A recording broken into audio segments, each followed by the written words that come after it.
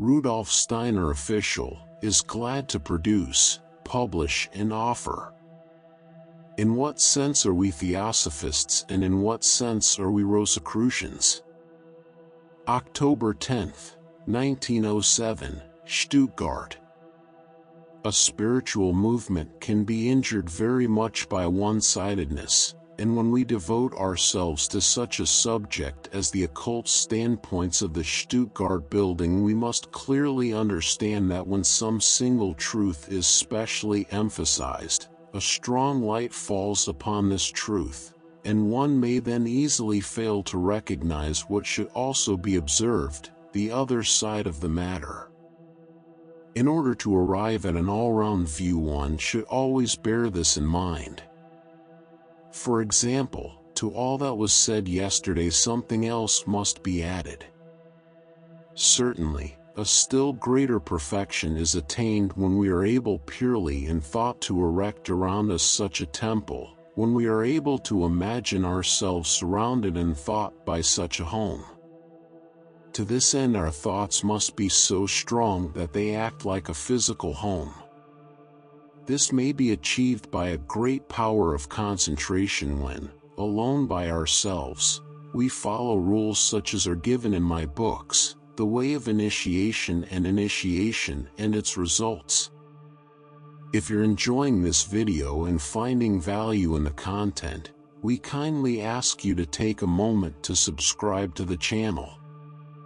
A large portion of our listeners and viewers haven't subscribed yet, and by doing so, you'll help us grow and continue bringing you more high-quality audiobooks. Your support means a lot to us, and it's just one click away. So, go ahead and hit that subscribe button to stay connected and never miss out on our latest releases. But now, in order that we may have the right ideas about the necessity of such a building, we must say that when we devote ourselves to our studies and our lodge work, we require not only that we as individuals shall produce the conditions for our concentration, but also that we shall be disturbed as little as possible by what is around us. As the human being consists not only of the physical organism but also of supersensible principles, and these are active and set up relations with our environment, it is necessary when we exert our physical thought, for us to support the efforts of our will for our etheric and astral bodies. This we can do by providing for our subconsciousness, that is, for our etheric and astral bodies, conditions which may best be set up when we are in occult surroundings. For this reason such a building is a great benefit and becomes a necessity to us. We must bear in mind that in a certain way the great truths are at the same time difficulties to a person, something which he must first learn to bear, something which at first may be shocking, which may upset him, because it agrees so little with his everyday life. Therefore, in order to come to the higher truths in as favorable a way as possible, it is necessary to provide a building such as this so that the spiritual knowledge which awaits us may indeed come into us, and in our age the masters of wisdom and of harmony of feeling are able to give us a great deal. Since the end of the 19th century many doors have opened to the spiritual world, and many streams of spiritual life may be led into us. It may be said that just in the immediate future, towards which humanity is now going, the conditions are becoming more and more favorable for the influx of important spiritual knowledge which can enable us to progress quickly in every respect. But in order to clear away the hindrances which come through people, after they have just slipped out of materialism, not yet being sufficiently mature to receive the great truths, we must develop within ourselves a frame of mind which brings less danger of disturbance. This can be accomplished by means of suitable surroundings, and everywhere where from our standpoint just at this time care should be taken to see all is in order, there everything will really be observed which the occult point of view demands. It is natural that the needs and wishes of one who comes into anthroposophy should go very far to one side or another, and because on the other hand there cannot be the necessary insight, it is difficult to be obliged to deny things which the other considers right. Very often it is not perceived that the denial is for the other's welfare, and it is especially the case that some can only await the answer to one question or another with very great difficulty. Because all knowledge is exoteric, one has grown so accustomed to expect that fundamentally everything that a person may ask can always be answered, but to this belongs two things at least. One is that the person who wants the answer should be in the position to understand it. That is to say, that through his whole anthroposophical or theosophical development he had progressed far enough to understand the answer. Abstract reasons prompt him to put the question much earlier than it is possible for him to understand the answer which is given from occult worlds. The other is that the one asked knows the answer. In regard to certain spiritual knowledge, we are just at the stage when a question may be very premature, not only for individuals but for our whole age, although the answer will doubtless be given to us in the right form in the course of time. For this reason I said in the course of lectures at Karlsruhe that an essential thing in occultism is to be able to wait. Particularly one who perhaps has undergone a certain development must be able to do this, and most of all one who has reached a certain height of occult development. When a person considers it extremely important to answer a question at a certain time, the intellect, which is always ready to answer, may very easily conjure up an answer, even from the feeling of a trained occultist. This answer is not only false or insufficient, but it takes away for a long time the possibility of a coming to the right answer at all. Hence it is necessary to be able to wait until one is favored with an answer from the spiritual world. This applies not only to the highest questions, but also to more elementary ones.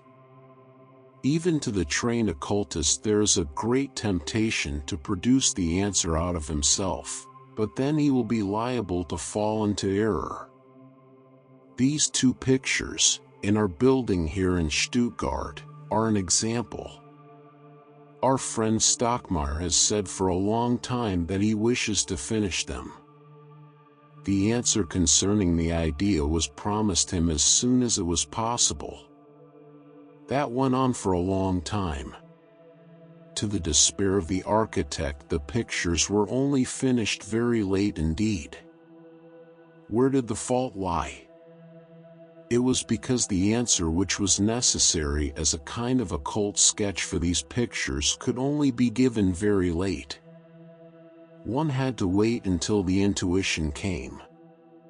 These ideas might very easily be thought out, but then they would be worthless.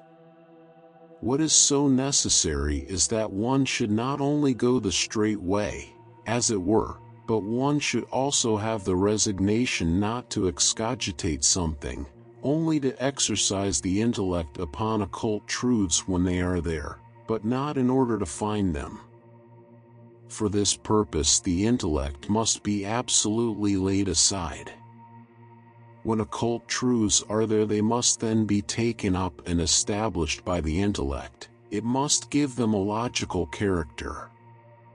One must make a practice of this if one wishes to progress, just as when one uses details which may perhaps be elementary in order to fit them into a whole.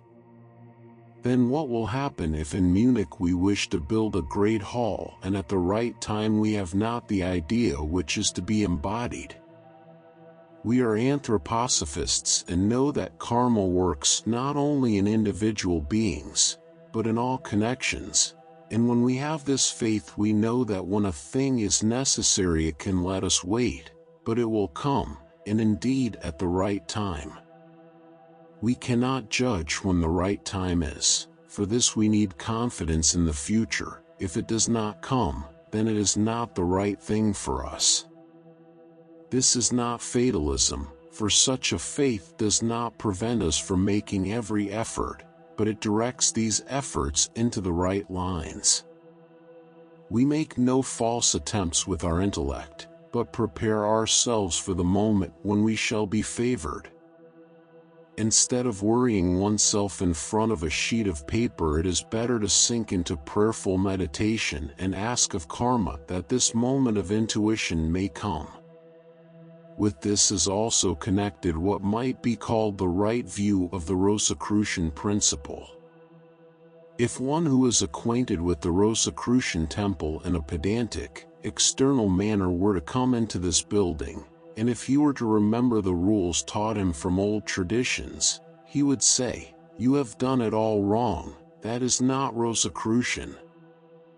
We should have to reply, "That which you demand we do not wish, and could not wish it," for Rosicrucianism does not mean to carry on certain truths throughout the centuries, but it means to develop the sense for what each age can give to man from the spiritual world.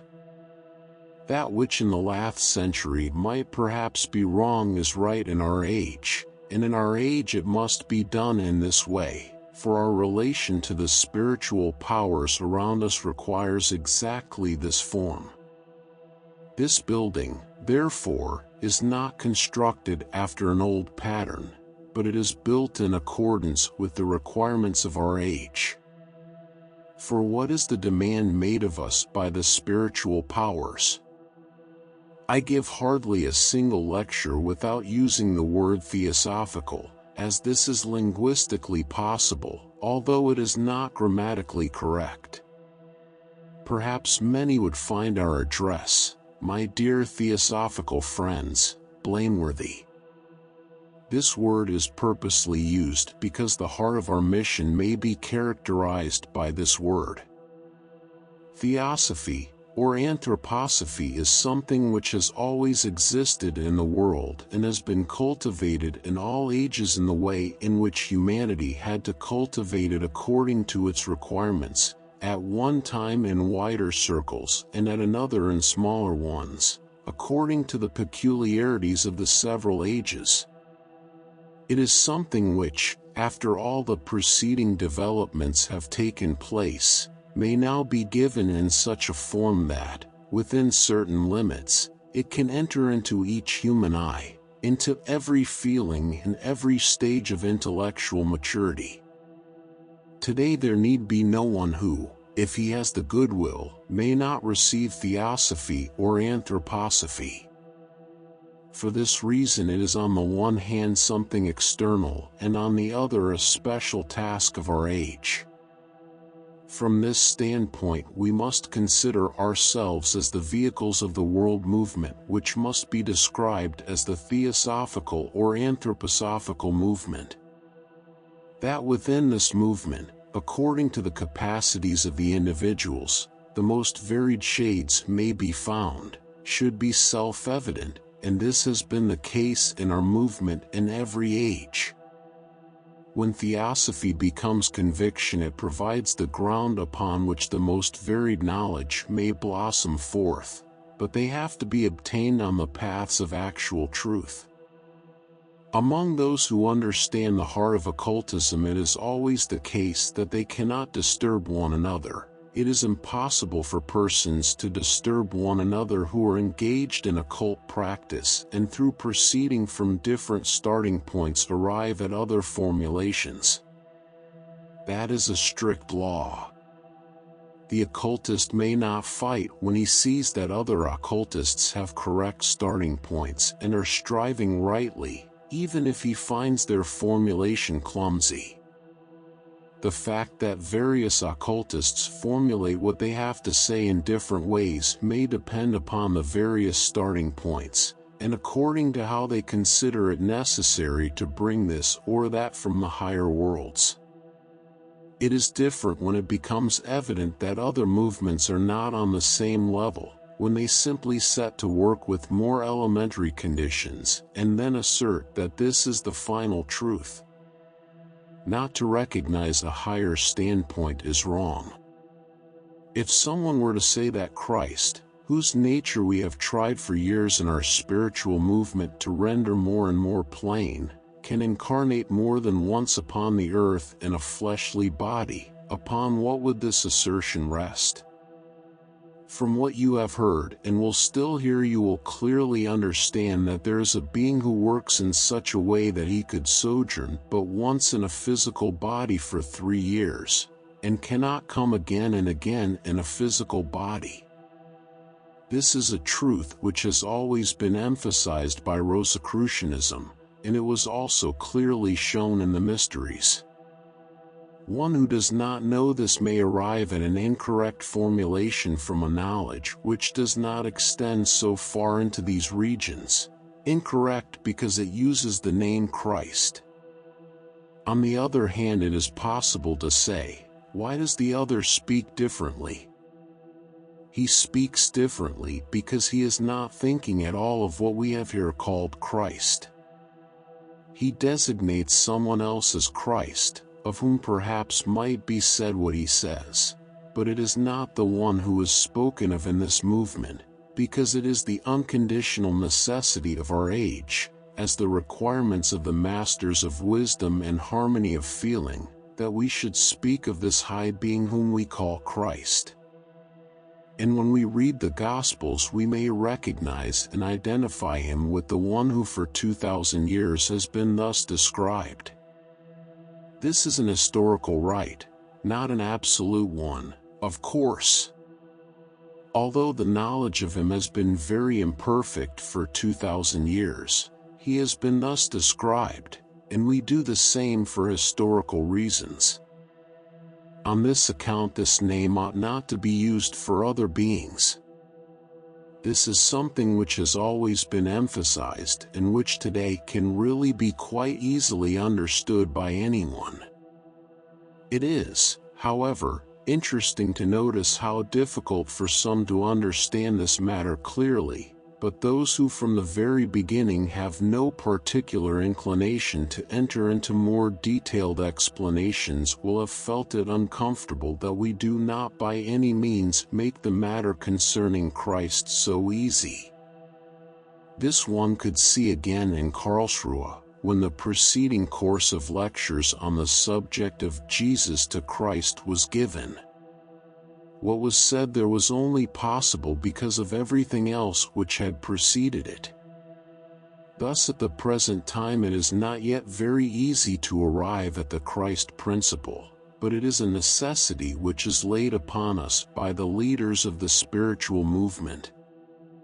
It is very remarkable that there has been a certain difficulty in introducing the special investigations of Rosicrucianism into the theosophical movement, and even the position of this movement is very misunderstood here. Exactly and how far does this movement merit the name of a Rosicrucian movement?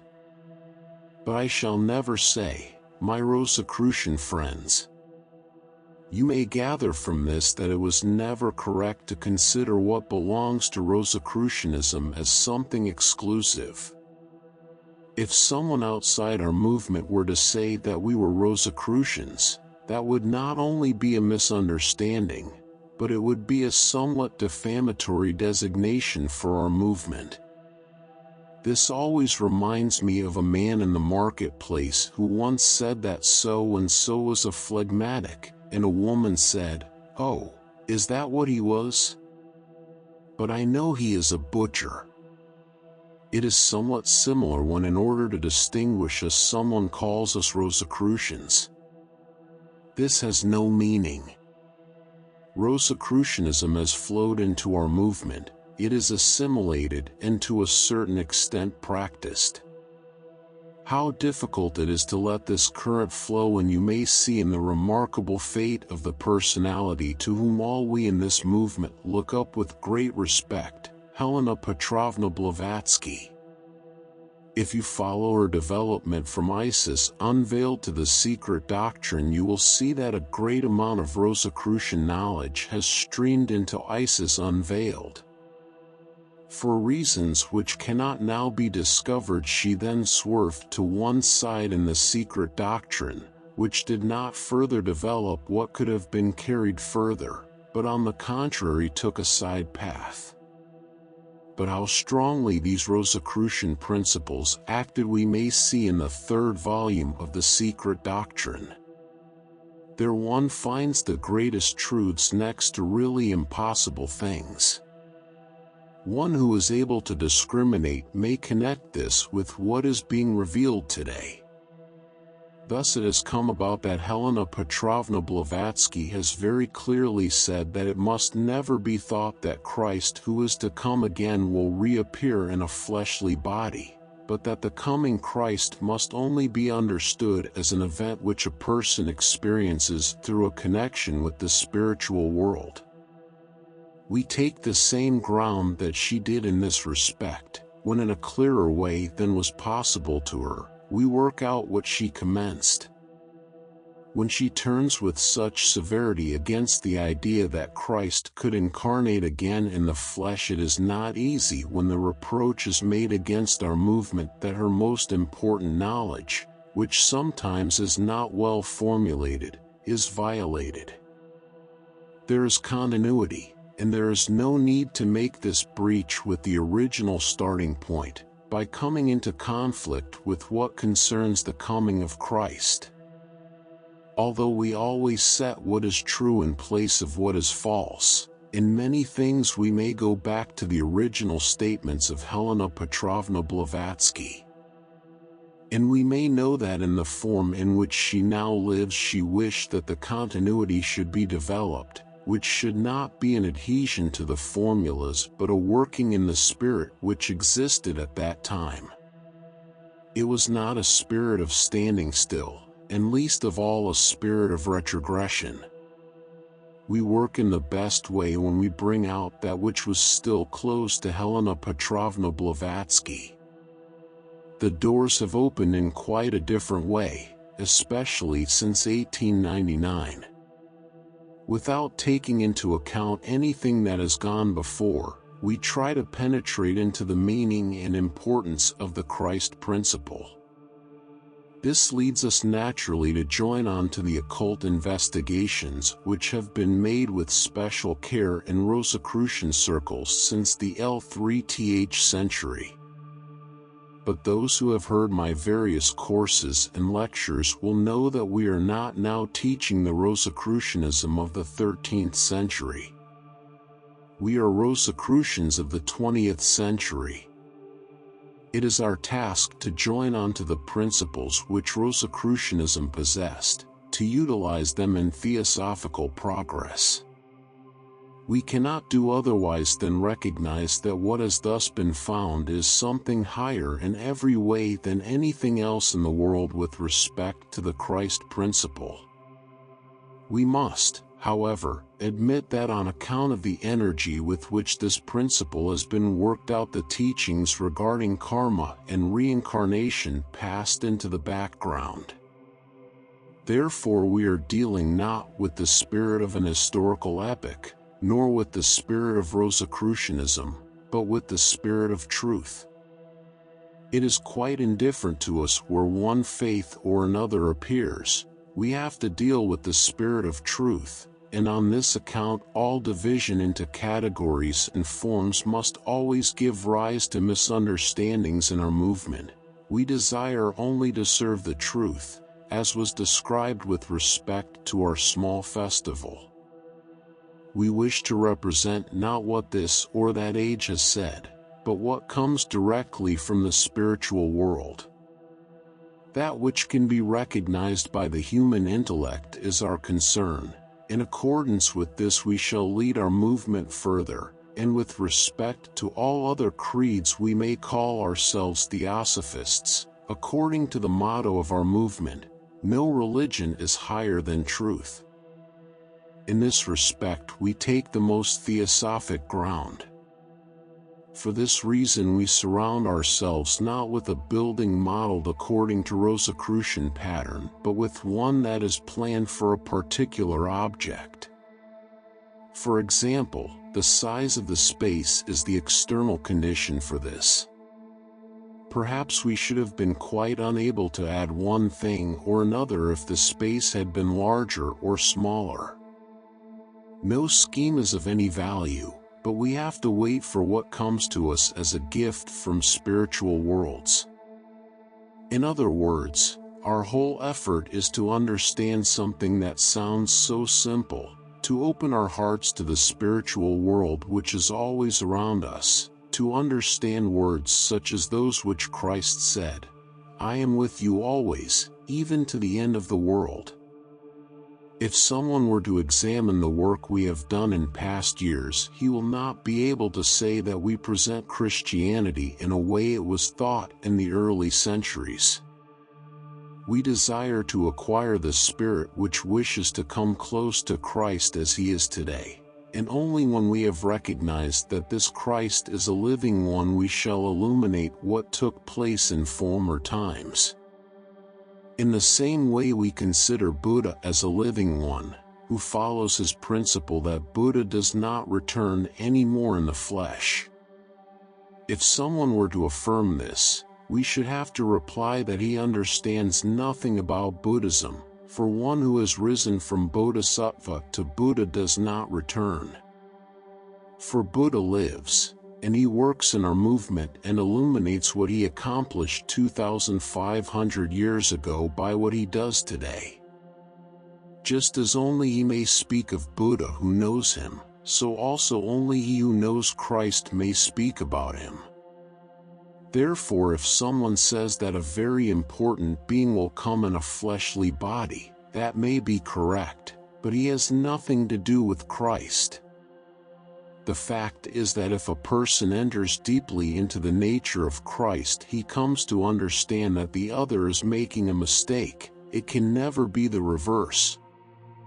This brings difficulties, but it must be borne in mind, especially by one who has occasion to practice theosophical principles in the true sense, that one should exercise tolerance even towards error.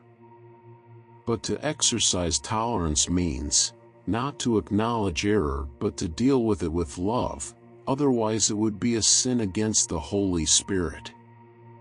We must exercise tolerance precisely because in regard to Christ we represent the Rosicrucian principle. We can wait until opposition comes, exactly concerning Christ.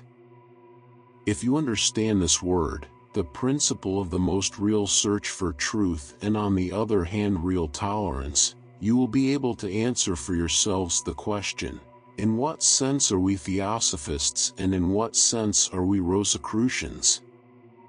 Copyright 2025 by Rudolf Steiner Official. Thank you for listening. Please consider to subscribe, like, and share, to help the channel growth. New videos on a daily basis.